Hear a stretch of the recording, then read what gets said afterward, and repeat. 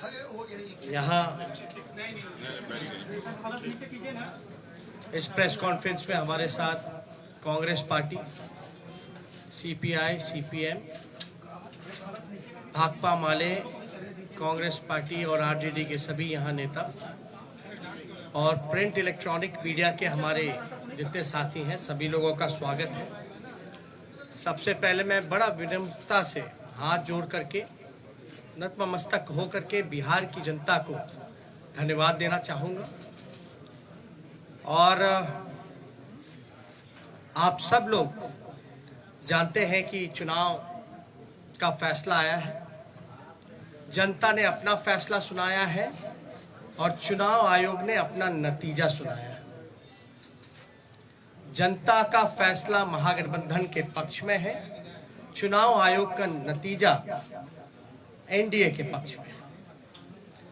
आप सब लोग ये समझ सकते हैं कि जनता का जो जनादेश है और जो नतीजा इलेक्शन कमीशन का है, नतीजे और फैसले का बड़ा अंतर है। फैसला हमारे पक्ष में और नतीजा उनके पक्ष में। ये कोई बिहार में पहली ऐसी कोई घटना नहीं है। 2015 में महागठबंधन जब बना था तो वोट जो है, जनादेश जो है, वो महागठबंधन के पक्ष में था, लेकिन चोर दरवाजे से बीजेपी सरकार में आई, जो कि बीजेपी के जनता का जो आदेश था कि बीजेपी को विपक्ष में रहना।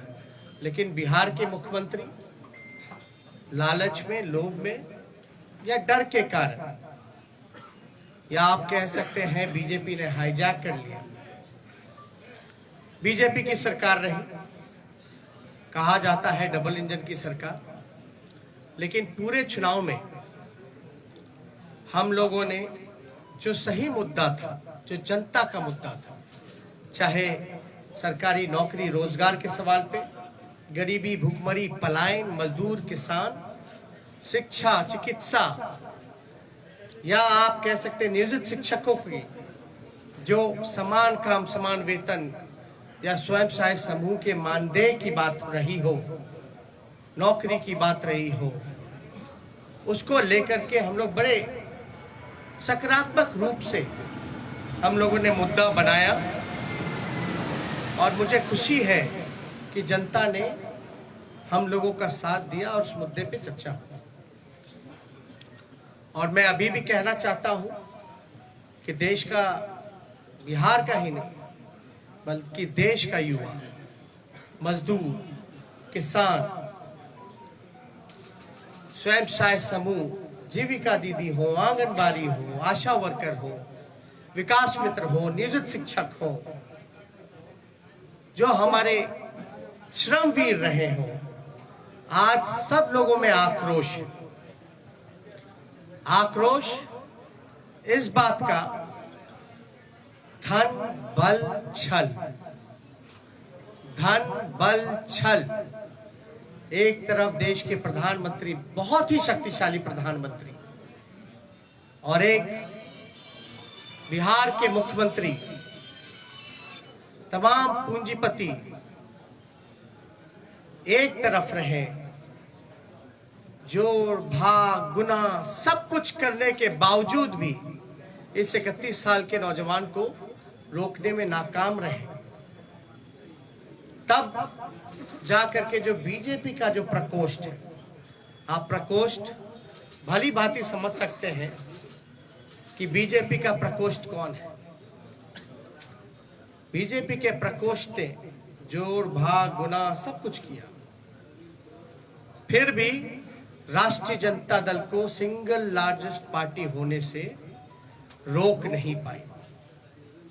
और महागठबंधन के सभी साथियों ने एकजुट होकर के हम लोगों ने मुद्दे की चुनाव पर हम लोग चुनाव लड़ने का काम किया। और आप जानते हैं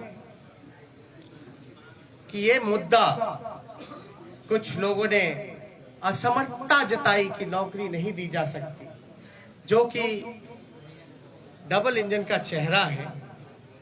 जो लोग बड़े बड़े दावे करते थे कि चेहरे का कमाल है कि राष्ट्रीय जनता दल को हमने कहां से कहां पहुंचा दिया।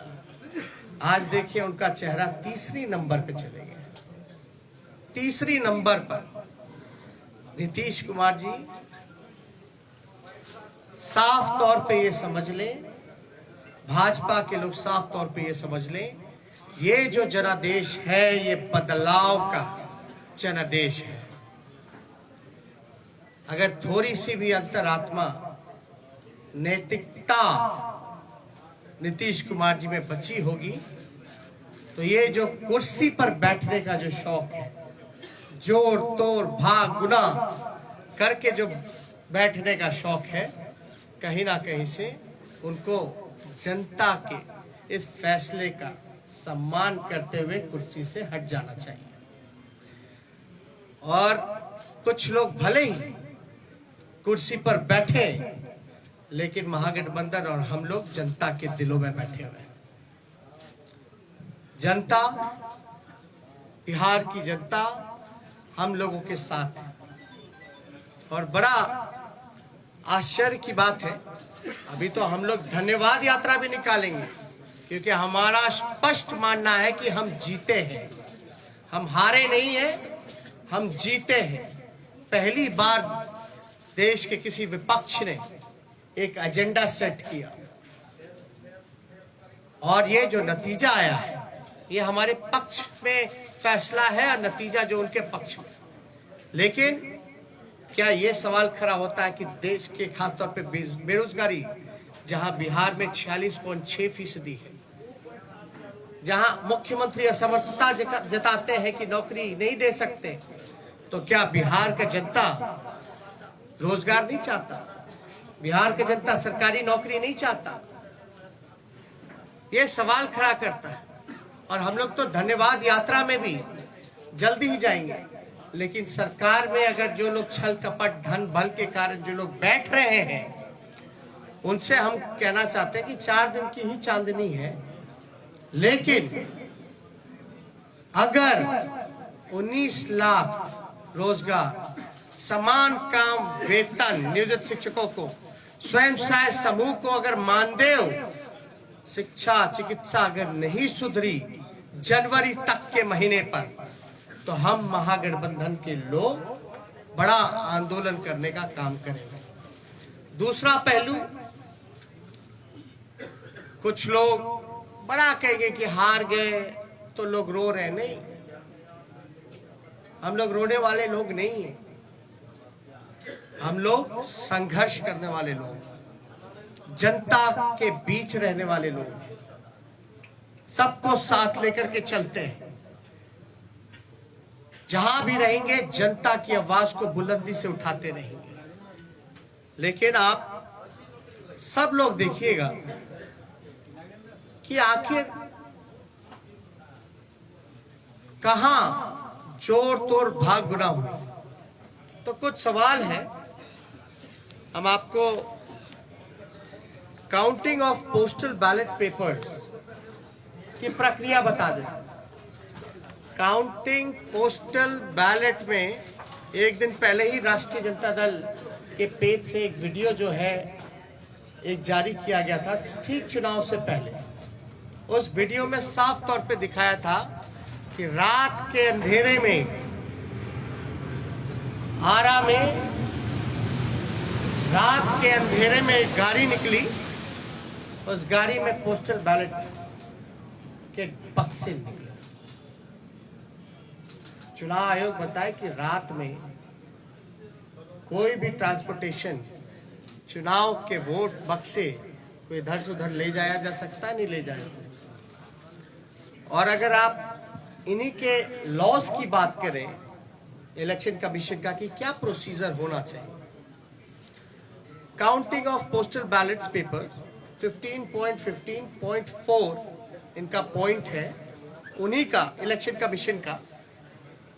As per the requirement of Rule 54A of CE Rules 1961, the postal ballot shall be taken up for counting first at the returning officer's table.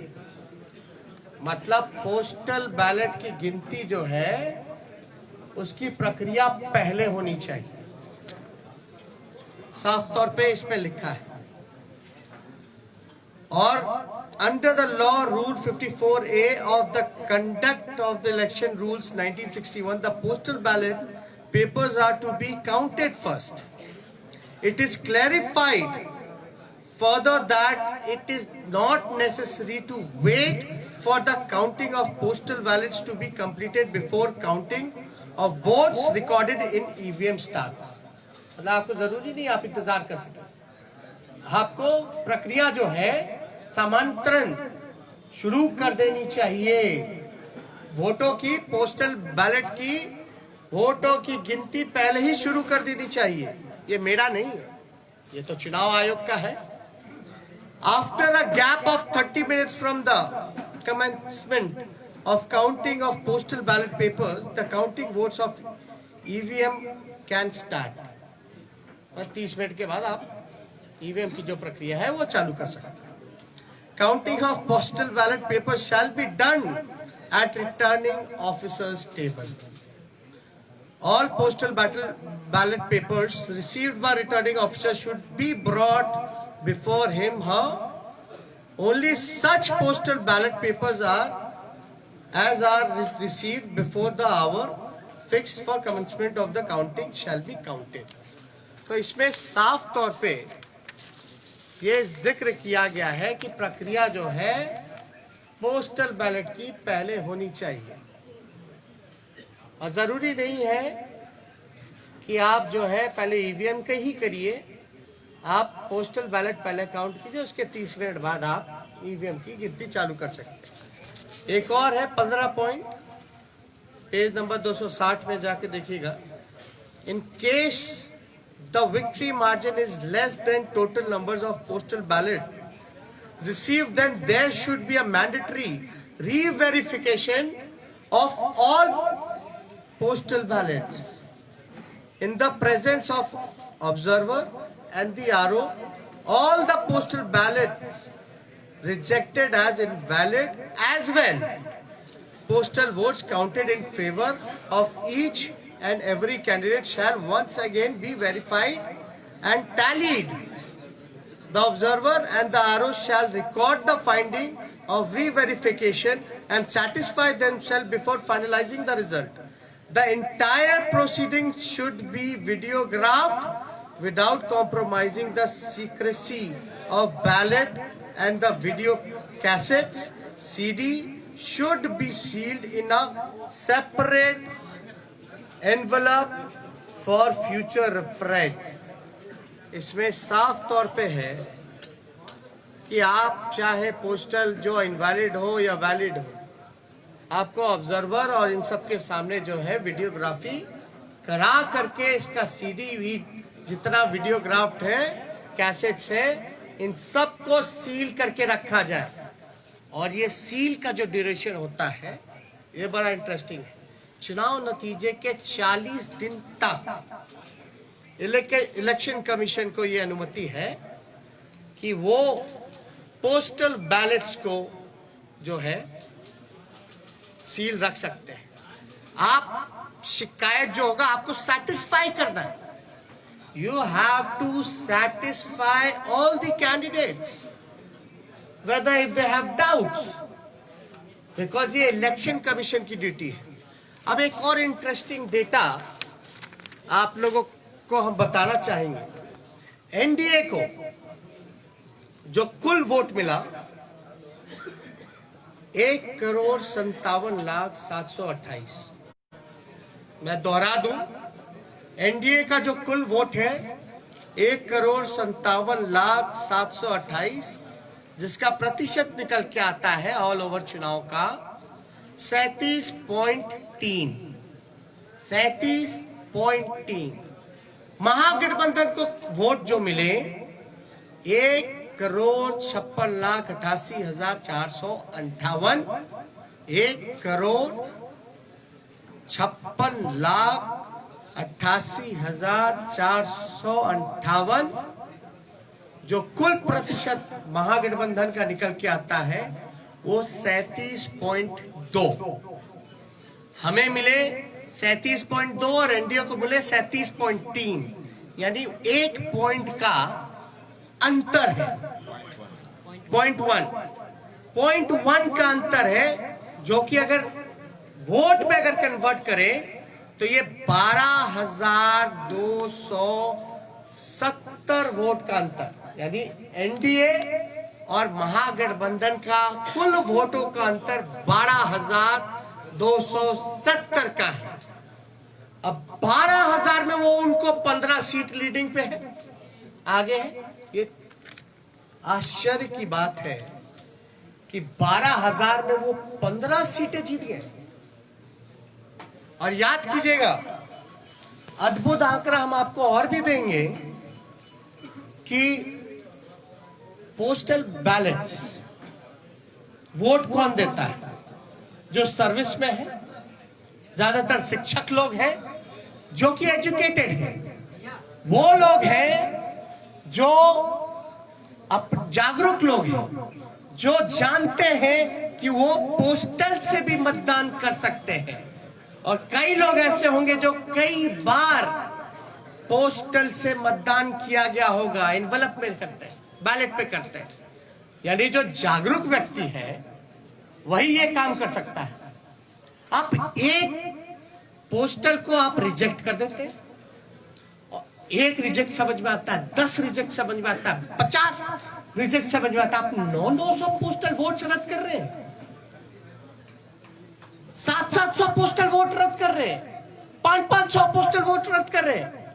और रद्द हो रही है तो ये चुनाव के उम्मीदवार का जिम्मेवारी तो नहीं है। रद्द किस वजह से किया गया और इतनी बड़ी संख्या में रद्द क्यों हुआ?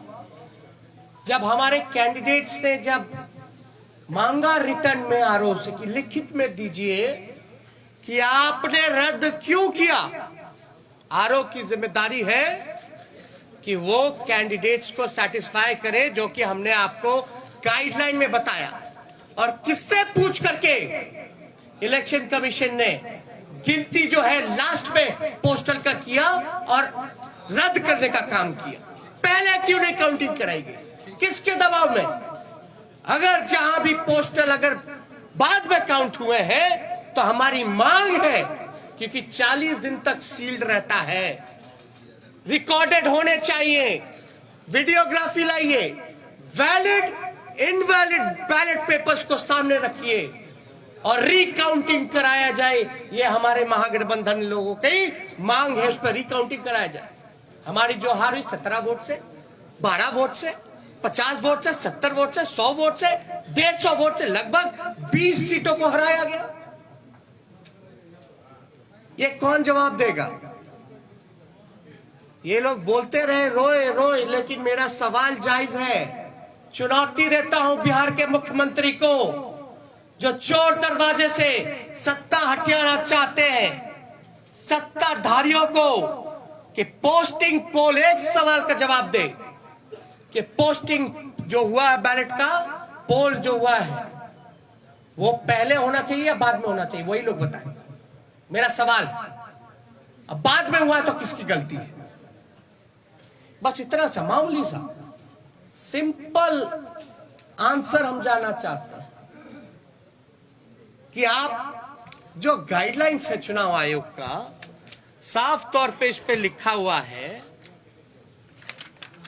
इस पे साफ तौर पे लिखा है 15.15.4 counting of postal ballot papers, इस पे साफ तौर पे लिखा है। बताएं अगर काउंटिंग कराने में क्यों नहीं करा रहे भाई? हम लोगों के कैंडिडेट डिमांड करते रह गए, लेकिन हमारी बात को सुना नहीं गया, हमारे उम्मीदवारों को सुना नहीं गया। लास्ट में कई जगह तो ऐसा हुआ, राघोपुर का ही हम बता दें, राघोपुर का हम अपना बता दें, 3 बजे तक प्रक्रिया पूरी कर ली गई, रात के 11 बजे सर्टिफिकेट मिल गया। 11 बजे मेरा तो 37,000 का डिफरेंस था, लेकिन जहां कम मार्जिन, जहां हम जीत रहे थे, वहां पोस्टल बैलेट 900 संख्या में, तो आप कराते क्यों भैया? जब रद्द ही करना है तो पोस्टल पे काउंट ही मत कर, वोट ही मत कराइए। अगर पोस्टल का अगर कोई वैल्यू नहीं है, रद्द ही करना है, तो आप वोट क्यों कराते हैं? काउंटिंग प्रक्रिया में क्यों जोड़ते हैं?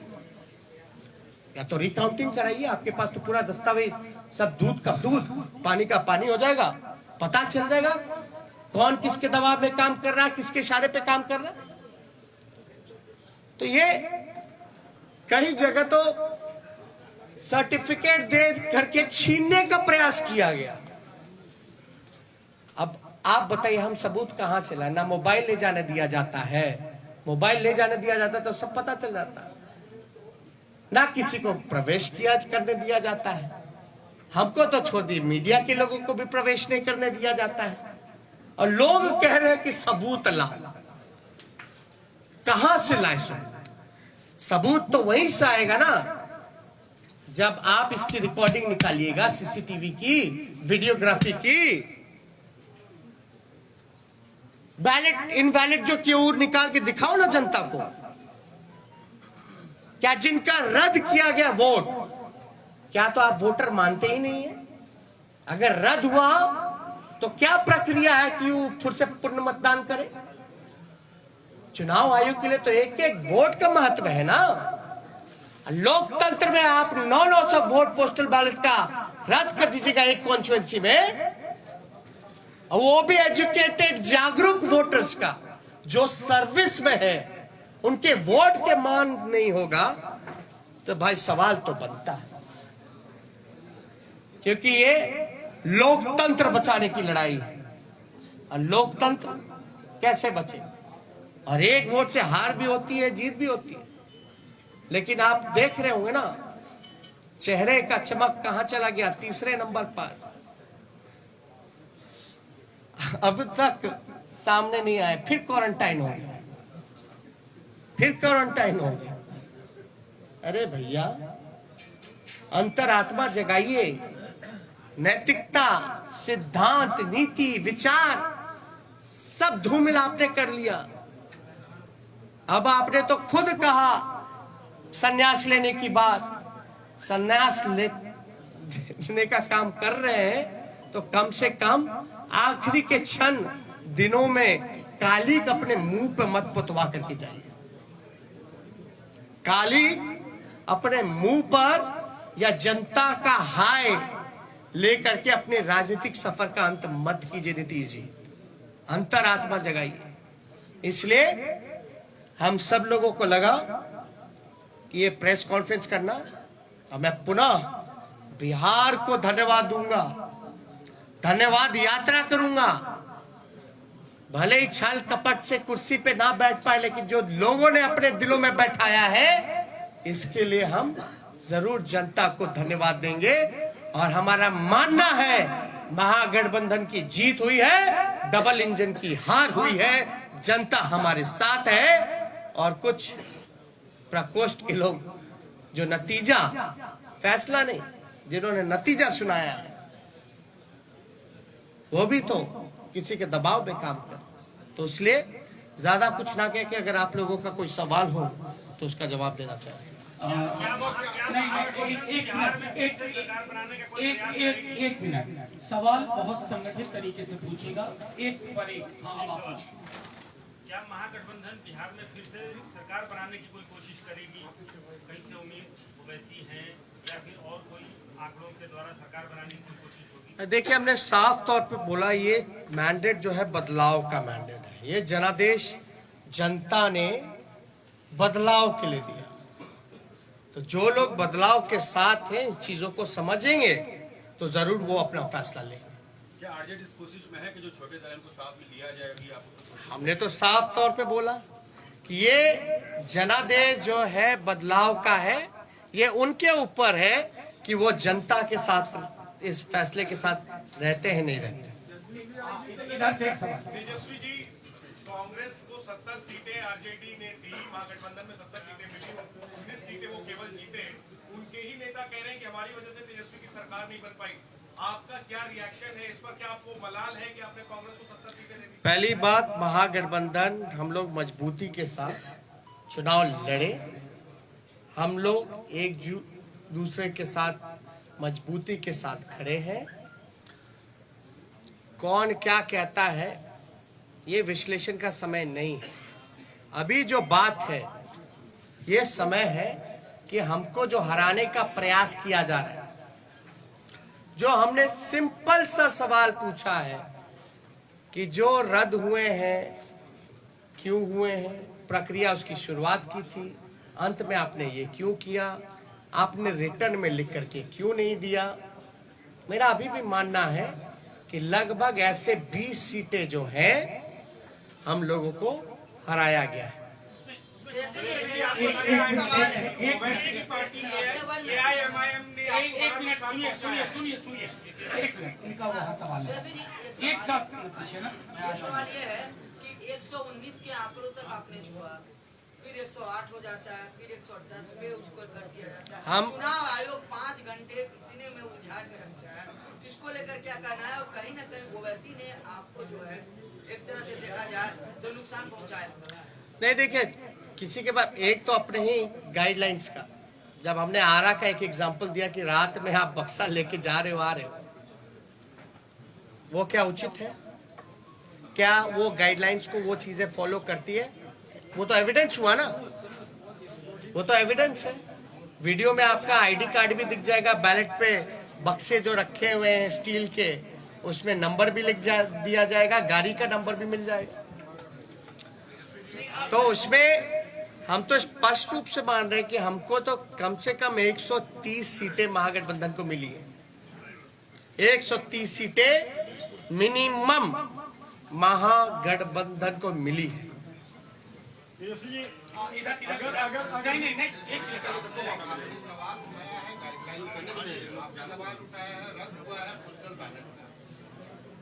गठबंधन आज की तारीख में जब सरकार नहीं बनी है बिहार में, अभी तक फॉर्मल नहीं हुआ है, गठबंधन इलेक्शन कमीशन को डॉक में लेने के लिए, you are putting the election commission on the dock. I have been asking simple question to release, to satisfy the candidates whatever their queries has. That's it. If they will not satisfy the candidates, then we might go to the court. और sir, आपको लगता है कि Owaisi party AIMIM ने आपको बड़ा नुकसान पहुंचाया है, खासकर अगर सीमांचल की बात करें? और क्या महिला मतदाताओं का रुझान इस बार भी आपके पक्ष में नहीं आया है क्या? ये बहुत ही अच्छा सवाल। हम तो कह रहे हैं हम 130 सीट जीते हुए हैं, हम तो बहुमत में आ गए, हम तो बोल रहे हैं कहां नुकसान पहुंचाया। दूसरी बात, साइलेंट वोटर्स, ये साइलेंट वोटर्स है कि इनविजिबल वोटर्स है? और साइलेंट वोटर क्या बोल रहा है? आप लोगों को कौन बोल दिया कि साइलेंट वोटर ने एनडीए को वोट दिया? हम तो जानना चाहते हैं। तब तो साइलेंट वोटर रहा ही नहीं ना। जब प्रधानमंत्री जी साइलेंट वोटर का जिक्र कर रहे हैं, उनके पर तो लोग बड़ा वोकल होते थे, अब साइलेंट हो गए। और साइलेंट हो गए तो प्रधानमंत्री जी को कान में जाके बोल दिया गया। जब बोल ही दिया तो साइलेंट कहां रह गए? ये साइलेंट वोटर थे ही नहीं, ये साइलेंट वही है जो इनविजिबल वोटर है, जो कि बीजेपी के प्रकोष्ठ है।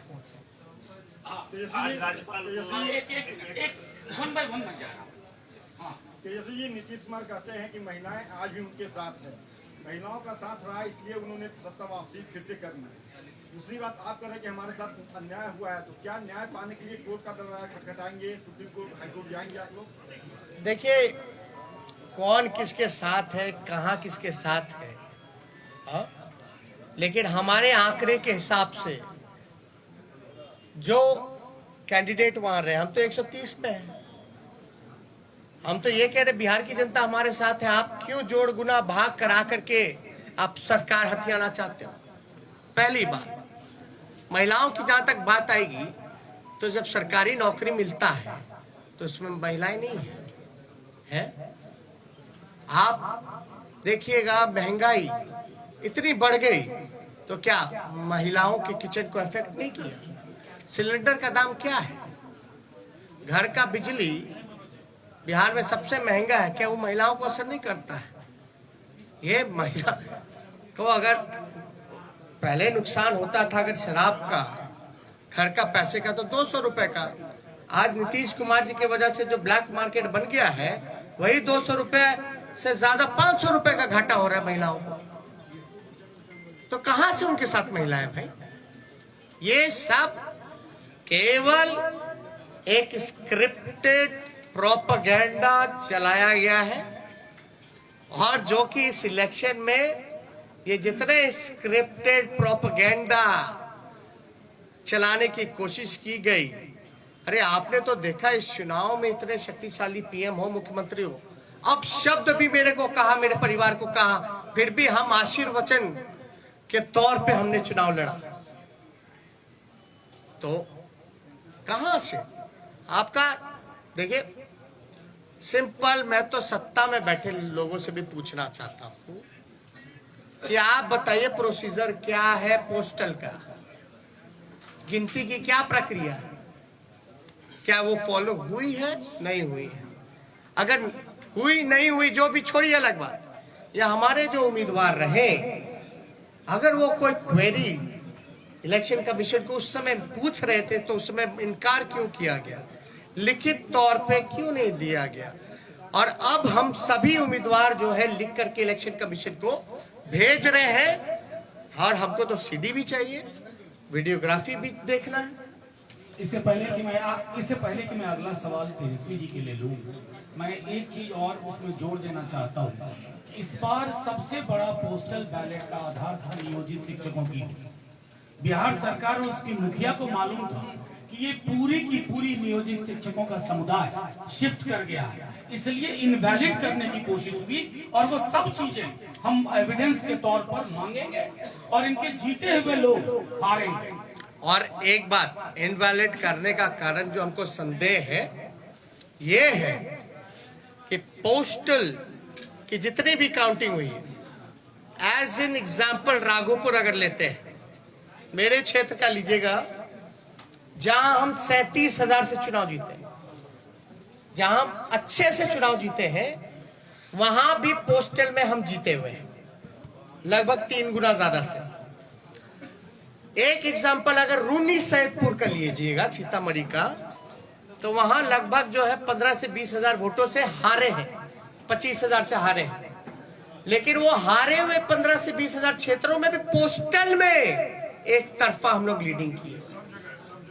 यानी पोस्टल में जो मनोज झा जी ने कहा कि ज्यादातर पढ़े लिखे लोग शिक्षकों का, नियोजित शिक्षकों का रहा है, जिन मुद्दों के साथ हम समान काम समान वेतन दिलाने की जो बात कही थी, हमारे पक्ष में वो वोट मिले जिसको रद्द किया गया।